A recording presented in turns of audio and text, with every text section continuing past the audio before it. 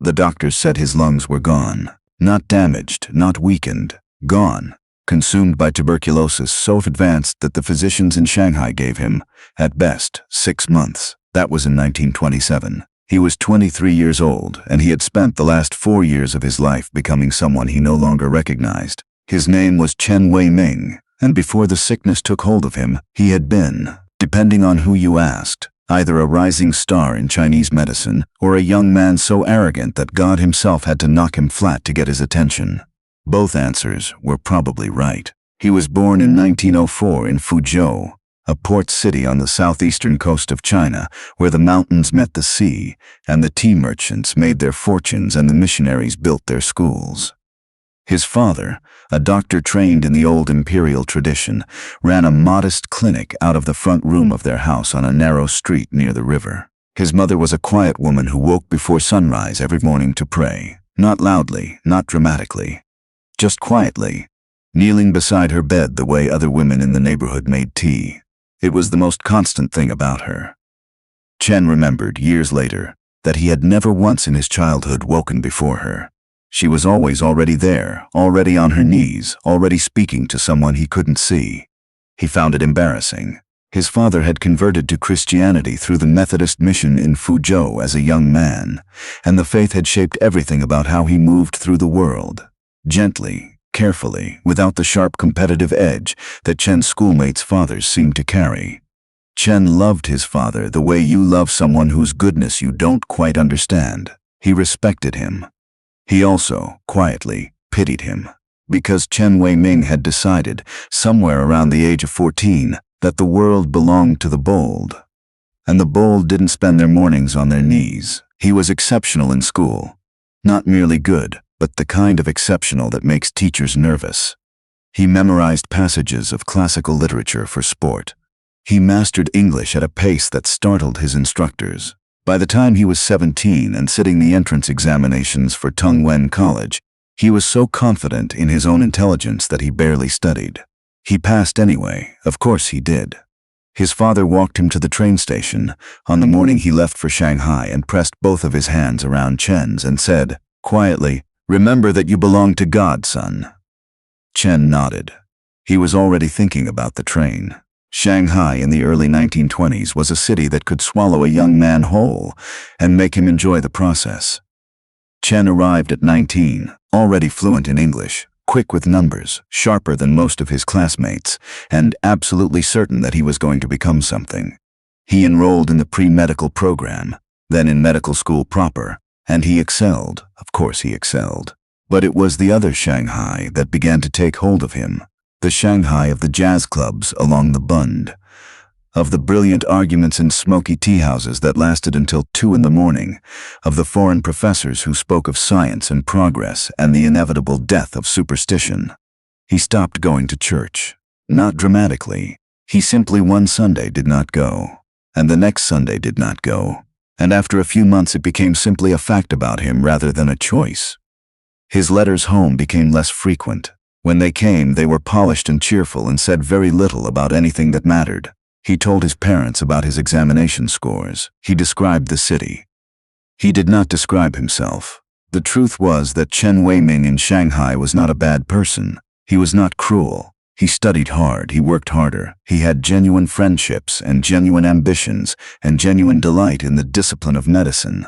But somewhere in the machinery of his becoming, the thing his mother had tried to pass to him, the quiet, stubborn orientation toward God, had simply been put down, left on the platform at the Fuzhou train station, perhaps. He was too busy moving forward to look back and check. Then the cough began. It started the winter of his 3rd year of medical school, 1926. He assumed it was nothing. Young men got winter coughs. He had examinations to prepare for, a clinical rotation that demanded everything. He ignored it with the particular stubbornness of a doctor in training who is very good at diagnosing other people and constitutionally unable to apply that knowledge to himself. By spring it was worse. By summer he was coughing blood. The physician who examined him at the hospital where he trained looked at the x-rays for a long time without speaking. Then he looked at Chen. Then at the x-rays again. "You have been walking around like this for how long?" he said. 6 months, Chen said. maybe 7. The doctor was quiet for another moment. "You need to go home," he said. "To your family." Chen knew what that meant. They both knew what that meant. He arrived in Fuzhou in the autumn of 1927 on a train that seemed slower than the one that had carried him away 8 years before. His mother was at the station. She had aged in the way that parents age when you aren't watching. Not dramatically, but completely, so that you see it all at once and feel guilty for missing the gradual version. She embraced him on the platform without crying, which was somehow worse than if she had cried. His father examined him that evening with the calm of a man who has seen enough illness that he does not panic easily. When he finished, he sat across the table from his son and folded his hands and said, "The doctor in Shanghai was right." Chen nodded. "You need rest," his father said. "Complete rest.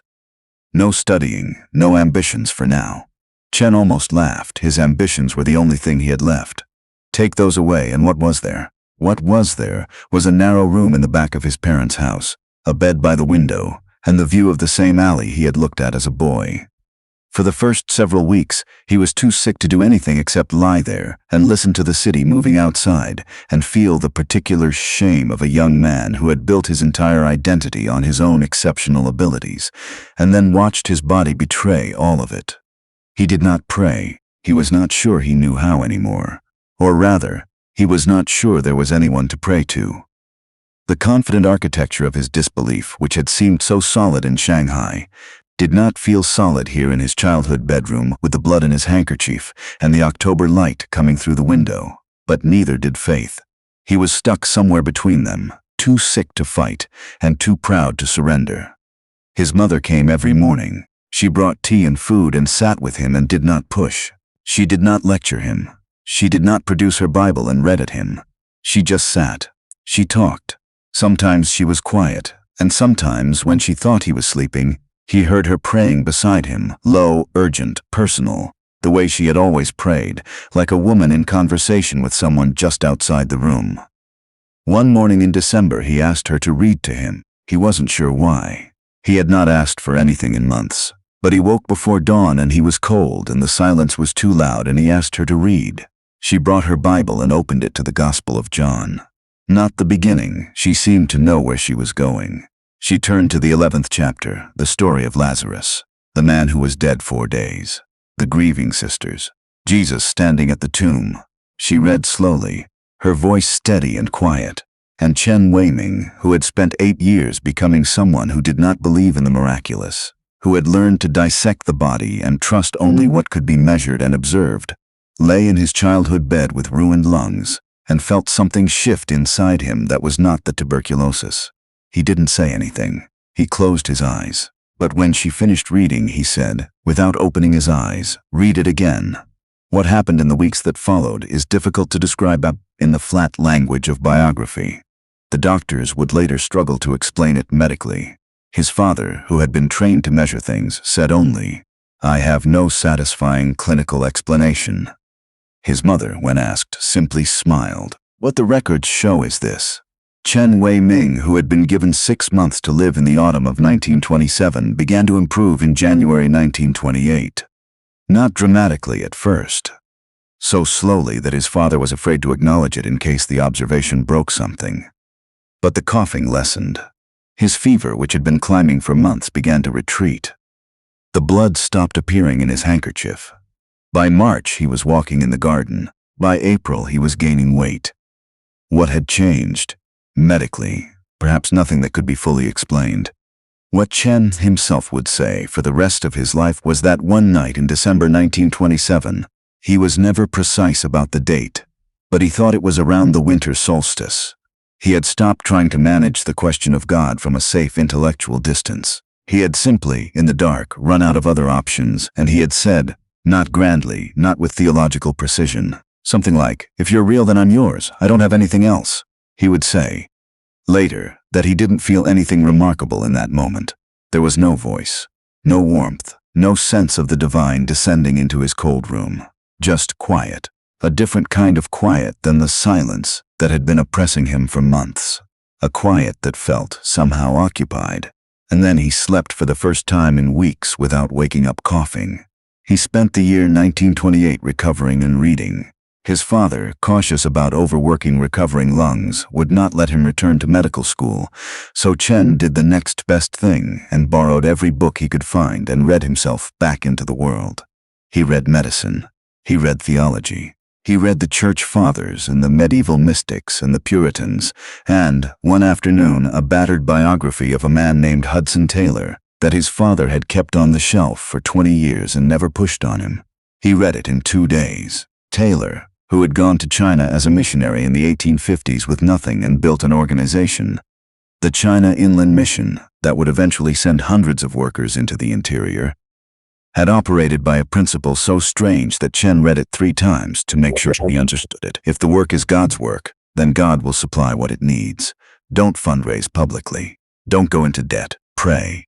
Work. Trust. Chen put the book down and stared at the garden wall. He was not Hudson Taylor. He had no call to evangelism, no particular gift for preaching that he could identify, no burning sense of a specific mission. But something in Taylor's operating logic got lodged in him and refused to leave. The idea that the ordinary rules of how you make things happen, the leveraging, the networking, the cultivation of advantage, all of which Chen had been so good at in Shanghai, might not be the only rules, that there was another set of rules, stranger and less predictable, but perhaps more reliable in the end. He went back to medical school in 1929. His lungs cleared, his body restored to something like its former strength. But he was not the same person who had left Fuzhou on that train a decade before. The arrogance was gone, not replaced by humility as a performed virtue, but simply dissolved, the way ice dissolves in spring, as if the cold that had kept it solid had finally retreated. His classmates noticed the difference without being able to name it. He was still brilliant. He still worked hard. But the sharp competitive urgency was gone, replaced by something quieter that some of his peers found unnerving and others found, without quite knowing why, deeply reassuring. He graduated in 1932. He was 28 years old. The path he chose next surprised everyone who had known him. He could have taken the position at the Shanghai hospital that was offered to him. The salary was good. The prestige was considerable. His father would have been proud in a conventional, comfortable way. Instead, he applied to serve with a small medical mission in Shandong province, the rural interior, far from the coast and from everything Chen had known. The salary was almost nothing. The facilities were the opposite of the gleaming Shanghai hospital. The patients were farmers and laborers who had never seen a trained physician, and whose first instinct when he arrived was to regard him with suspicion. He stayed for 20 years. The story of those 20 years is not a story of dramatic miracles. Though there were moments that the people of that region would speak of for generations, healings that the other doctors couldn't explain, a night during the Japanese occupation when Chen sat with a dying child, and the child did not die, which is either medicine or grace or both, depending on your vocabulary. But the larger story is quieter than that. It's the story of a man who showed up, year after year, to a place that needed him, and who treated his work as a form of prayer, and his prayer as a form of work, until the line between them became invisible. He married in 1935. Her name was Jingwen, a teacher at the mission school, the daughter of a farmer from Henan province, a woman with a practical mind and a stubborn faith, and the particular gift of being deeply unimpressed by Chen's intelligence, which was exactly what he needed. They had 4 children.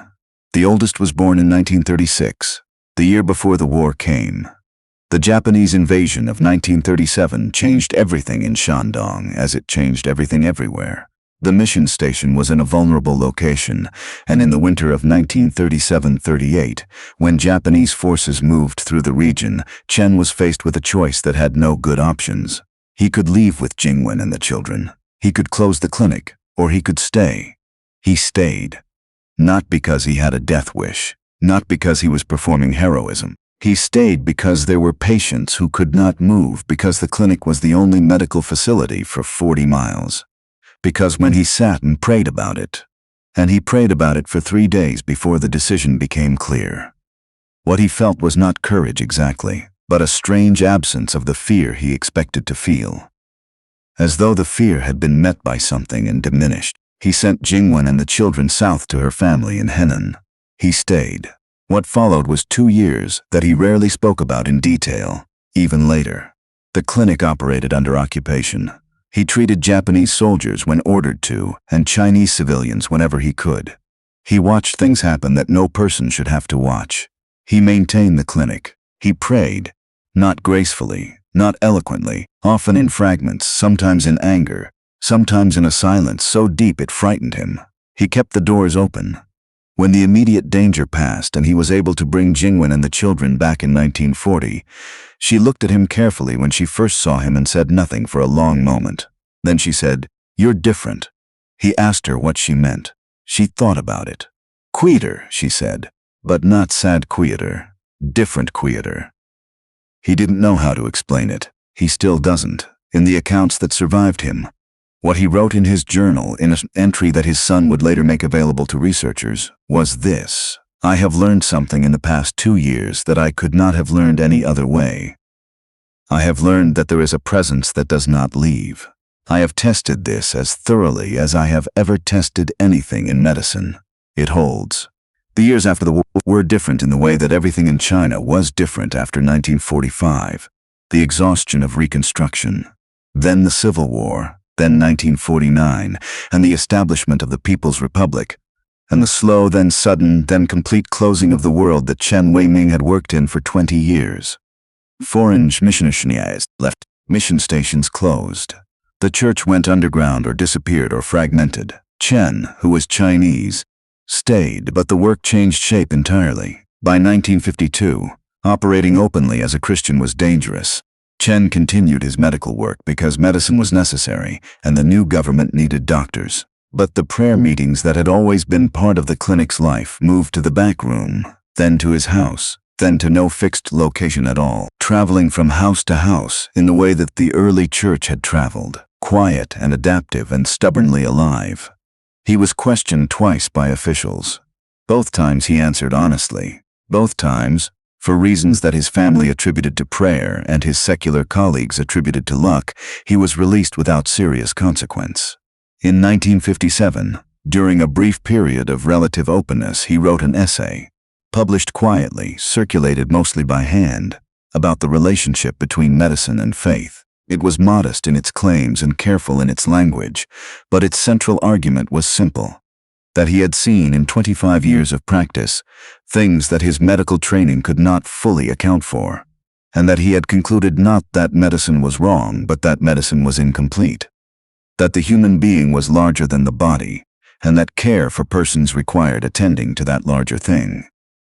The essay was confiscated a year later. Copies survived. He was 53 when the Cultural Revolution began in 1966. The clinic where he had worked for nearly 30 years was shuttered. He and Jingwen were sent for a period of re-education. He was 62 when they returned, and Jingwen's health, which had never fully recovered from the hardships of the war years, had declined further. She died in 1971. He was 67. He held her hand at the end, and what he said to her in those last hours is not recorded, because some things belong only to the two people in the room. What happens to an old man who has outlived his wife, his clinic, the world he built his life in, and most of the people who knew him when he was young? Chen Wei-ming spent the 1970s in the house of his oldest son, in a small city in Shandong where the son worked as an engineer. He was officially retired. He was, in every outward sense, done. He was also more alive spiritually than at any point in his life. The underground church that had survived the Cultural Revolution, bruised, scattered, stubbornly present, began to reconstitute itself in the late 1970s as the political climate slowly shifted.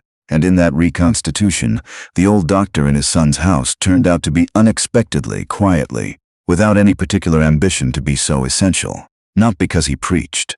He was not a preacher. Not because he organized. He was too old and too tired for organizing. But because people came to him, one at a time, the way they always had, quietly through the back door, sitting in the chair across from him while he drank his tea, and because he knew how to listen to them in a way that somehow made them feel found rather than merely heard. He had not set out to become a spiritual father to the church in that region. He had just stayed. He had just prayed. He had just kept showing up, decade after decade, to the one life God had given him, without requiring that life to be larger or more dramatic than it actually was. But the church there was alive, genuinely, stubbornly alive. And many of the people who kept it alive were people whose faith had, at some point in the previous 3 decades, been held steady by an hours spent sitting across from an old man drinking tea.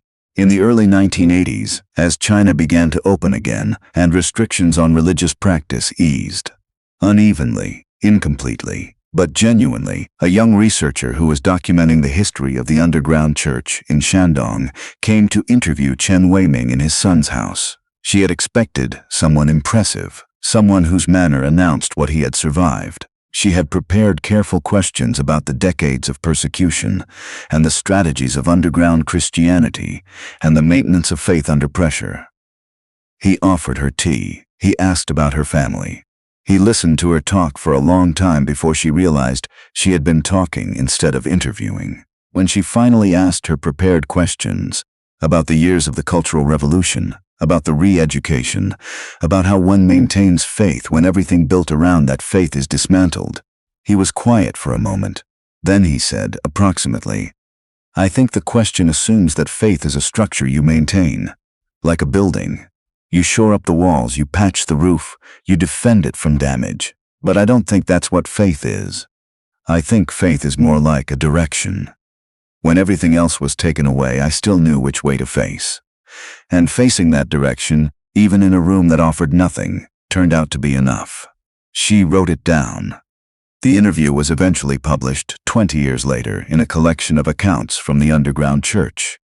It is now one of the most cited passages in that collection. He died in 1987. He was 83 years old, which is remarkable in itself given that a physician in Shanghai had, 60 years before, suggested he might have 6 months. His children were with him, his grandchildren. 7 of them had been told to come, and most of them made it in time. He had outlasted the empire, 2 governments, a world war, a civil war, a revolution, and the particular revolution that had come specifically to destroy everything he stood for. He had outlasted the ideology that had confiscated his essay and closed his clinic and sent him to re-education at an age when other men were retiring. He had outlasted all of it by the simple and unremarkable method of not stopping. His son, in a short memoir written in 1990, described the last days. His father asking for particular psalms to be read aloud. His father's expression, the final hours of a man who is not frightened but paying careful attention to something just becoming visible. His father saying, toward the end, with some surprise in his voice, as though reporting an unexpected finding, "It's all true. It's all exactly true." There is a church in Shandong province that traces its roots, quietly, to the small underground gathering that met in Chen Wei-ming's house in the 1970s. It meets now openly, in a building with several hundred members. On the wall near the entrance there is a framed photograph, a man in his 70s, sitting at a table, holding a cup of tea, looking at the camera with an expression that might be described as amused, or content, or very slightly impatient to get back to his conversation. He looks, in the photograph, like someone who has been thoroughly defeated and knows that this is not the same thing as losing. The tuberculosis that should have killed him at 23 did not kill him. The occupation did not kill him. The revolution did not kill him. The ideology built specifically to make faith impossible did not make his faith impossible. What it made instead was a man who had been tested at every depth and found the same thing at each one: the presence that does not leave, the direction that remains when everything else is stripped away. His mother would have recognized it. She had known it all along, from her knees in the pre-dawn dark, when her clever young son was still asleep and had not yet run toward the world and run out of everywhere else to go. She prayed for him his whole life. All of it, and every single prayer was answered, just not in the order she expected.